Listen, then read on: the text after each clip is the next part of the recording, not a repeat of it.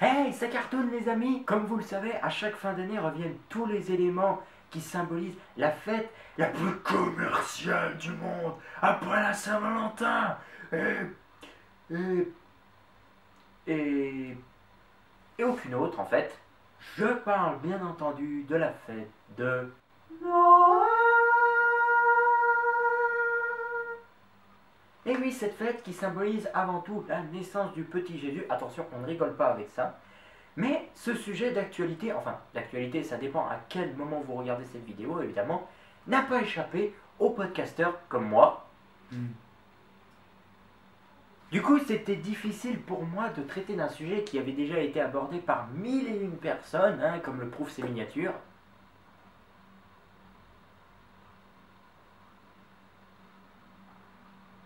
C'est bon, vous les avez vus? Voilà. Et comment faire donc une vidéo sur un sujet qui a déjà été abordé 1001 fois, qui a déjà été traité par tout le monde, sans être accusé de plagiat, ou pour éviter juste de se répéter sur des choses qui ont déjà été dites. Mais comme je ne pouvais pas y échapper, j'ai quand même décidé d'aborder ce sujet dans son intégralité, mais pour éviter de faire un podcast trop long, je l'ai découpé en plusieurs parties afin de traiter chaque élément bien précis de cette fête. Et dans cette première partie, nous allons parler du sapin. Ça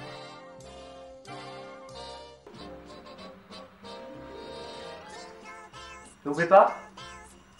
Tant pis, faudra attendre des vidéos suivantes. Ah, le sapin.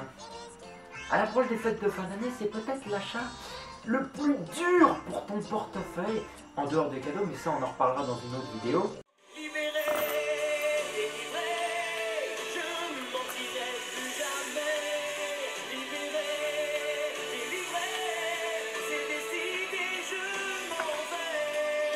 Parce que c'est emblématique le sapin de Noël. Bon, évidemment, il y a d'autres trucs, mais un Noël sans sapin, c'est un peu comme...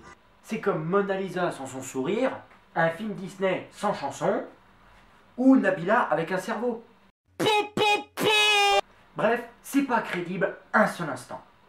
Le problème avec le sapin chaque année, c'est qu'il y a deux cas de figure qui s'offrent à toi. Soit tu décides de le faire dans le plus grand respect des coutumes et traditions et donc d'acheter un véritable sapin authentique, hein, fait de bois et d'épines, ce qui encore une fois n'est pas forcément l'avis de ton portefeuille.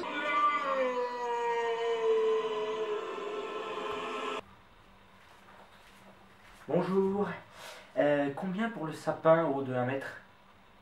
80 €? Et le petit haut de 30 cm? 50 €? Je vais vous prendre une branche alors. Parce que je vis dans un cote, donc c'est pas super grand. Par contre, la branche de housse, 20 €?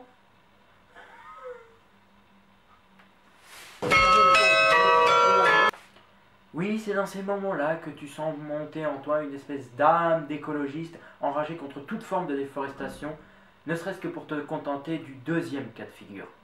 Soit donc tu te contentes du sapin dit artificiel. Hein. Il y a un avantage contrairement au précédent, c'est que lui il perd pas ses épines.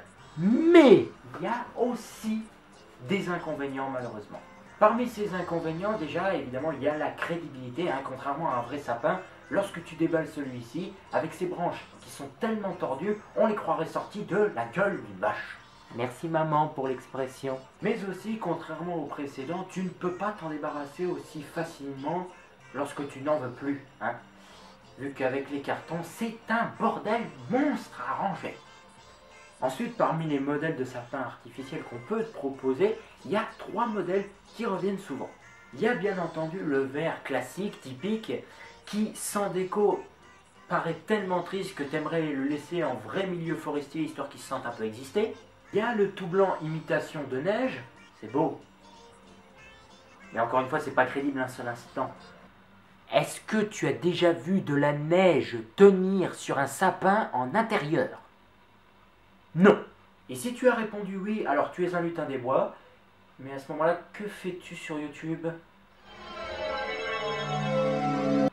Dans tous tous les cas, à moins de vider ton frigo pour pouvoir y faire de la place et y ranger ton sapin afin que cette poudre blanche puisse tenir, on n'y croira pas un seul instant. Et il y a le petit dernier de la bande, le sapin électronique, où tout marche avec des piles. Tout.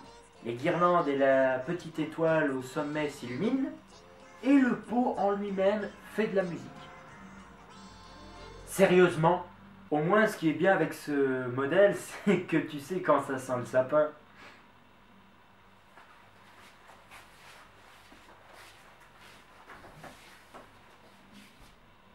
Non, je peux pas m'arrêter sur une blague aussi merdique, il faut que je me rattrape. Si j'ai dit ça, en fait, c'est tout simplement parce que tu sais quand ce sapin ne pourra plus jamais te servir. Quand les guirlandes et la petite étoile se mettent à clignoter, et non plus à briller en continu, et quand le pot ne fait plus de musique. Quand tu as acheté ton sapin, c'est pas le tout, hein. C'est pas tu l'as acheté, tu le plantes dans un coin et tu n'y touches plus. Et non, ça serait trop simple, c'est la technique du pauvre. Il faut bien entendu la déco qui va avec. S'il te reste encore un peu de liquide... Quoi? Alors à ce moment-là, oui, fais-toi une petite folie et mets les cadeaux de côté, hein. Donne plutôt ceux qui auront de la valeur sentimentale. Ça marche encore, ça, hein? Ça marche encore, les cadeaux comme ça? Parce qu'à ce moment-là, autant faire les guirlandes et les boules soi-même. Il y a pas mal d'ateliers création comme ça, d'ailleurs. Faudrait essayer plus souvent. Surtout pour au final se retrouver toujours avec les mêmes couleurs sur ce genre d'accessoires, hein, rouge, blanc et doré. T'as déjà vu un sapin arc-en-ciel? Sauf dans un monde de licorne, ma façon My Little Pony. Voilà. Et c'est là que remonte en toi à nouveau cette âme écologiste, hein, qui consiste à utiliser le moindre petit bout de bois, la moindre branche, la moindre feuille comme élément de décoration, histoire d'habiller ton intérieur, hein, pour remplacer un vase, un pot, une statuette, un vase, un pot, une statuette. Pour finir, je vous parlerai d'un élément essentiel à placer sous le sapin. Et non, je ne parle pas encore des cadeaux, ça viendra dans une autre vidéo, un futur mini-podcast. Je veux bien entendu parler de la crèche. Pourquoi je parle de ça? Tout simplement, non pas pour faire une blague, mais pour vous rappeler à quel point ça représente à merveille l'esprit de Noël et qu'il faut la placer, peu importe le prétexte, sous ce fameux arbre pour symboliser le plus grand respect des traditions, des coutumes, des habitudes de Noël, symbolisant tout simplement la magie et la merveille de cette fête. Et pour au passage vous montrer la mienne. Non, ce n'est pas une blague. Alors oui, sous cette apparence un peu cloche. Non, mais il n'y a pas de mauvais jeu de mots, je veux dire. Bref, sous l'apparence de cette cloche, en fait, qui pourrait parfaitement servir comme élément de déco sur les branches de ce fameux sapin,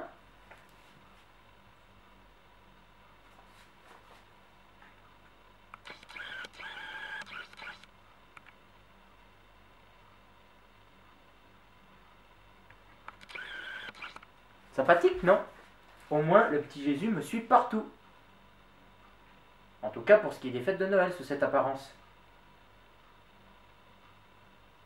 Alors, si vous aussi, vous galérez à trouver le sapin adéquat pour votre intérieur, ou si simplement vous avez aimé la vidéo, eh bien faites-le moi savoir en cliquant sur j'aime et en commentant. Faites également partager un maximum autour de vous la vidéo en cette période de fête. Non seulement pour moi, ça me fera un super beau cadeau de Noël, mais ça permettra à des gens de ne pas se sentir seuls lorsqu'ils se retrouvent dans cette situation. Ceci était le premier mini-podcast de la série spéciale Noël. Les autres vidéos devront arriver rapidement par la suite, en parlant du repas, des cadeaux, etc., etc. Vous verrez bien. Je vous mettrai certainement une annotation par ici pour vous renvoyer à la vidéo suivante. Et si vous ne voulez rien louper de mes autres vidéos pour ne pas les manquer, eh bien abonnez-vous à ma chaîne si vous êtes cap. Et puis rejoignez ma page Facebook, j'y posterai certainement quelques photos de ma fête. Donc sur ce, passez-en de très bonnes, un très joyeux Noël, soyez gâtés et bye! C'est aime.